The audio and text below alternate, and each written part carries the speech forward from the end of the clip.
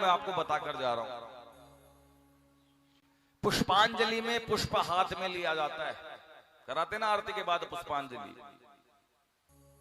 पुष्प और अंजलि का अर्थ, ये अंजलि है, इसमें पुष्प रख दिया जाता है तो पुष्पांजलि बोलते हैं। हम मंत्रों के साथ फिर पंडित जी चढ़वाते, लेकिन हम क्या करते हैं, ले तो लेते हैं।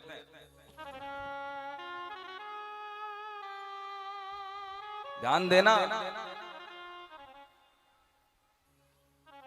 राजा इंद्र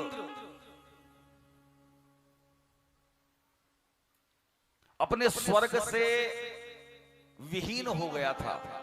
भगवान पर चढ़ी हुई वस्तु कभी पैरों में नहीं आनी चाहिए, ठीक है ना। आप एक दूसरे के ऊपर ही फेंक देते हो, गलत है। एक बार दुर्वासा जी महाराज भगवान से मिलने के लिए गए वैकुंठ धाम में, तो भगवान ने अपनी माला उतार कर दुर्वासा जी महाराज को दी, भगवान ने उनको पहनाई। दुर्वासा जी महाराज वहां से निकले तो सामने से इंद्र दिखाई देते हैं। उन्होंने सोचा कि मैं माला का क्या करूंगा, उतार कर उन्होंने इंद्र को पहना दी। इंद्र ने अभिमान आ गया कि मैं किसी की उतरी हुई माला थोड़ी पहनूंगा, तो उसने उतार कर अपने हाथी को, ऐरावत को वो माला पहना दी। और महाराज जानवर तो जानवर है, उस ऐरावत ने उस माला को तोड़कर उसको पैरों से मसल दिया।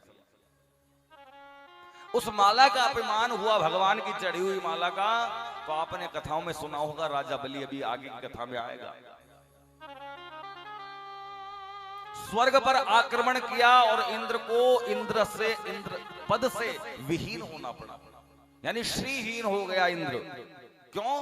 क्योंकि भगवान पर चढ़ी हुई वस्तु का अनादर हुआ। इसलिए जो आपको हाथ में दी जाती है, यदि नहीं चढ़ा सकते हो, नहीं कर सकते हो, तो ले ही मत। और यदि ले रहे हो तो उसे सह सम्मान फिर या तो किसी पंडित जी के हाथ में दो या भगवान को आप अर्पण करो, ऐसे नहीं हो।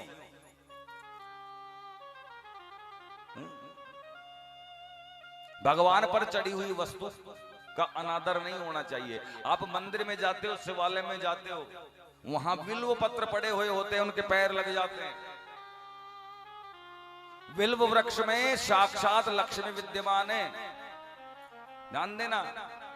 श्री यदि आप चाहिए तो बिल्व वृक्ष की पूजा करो।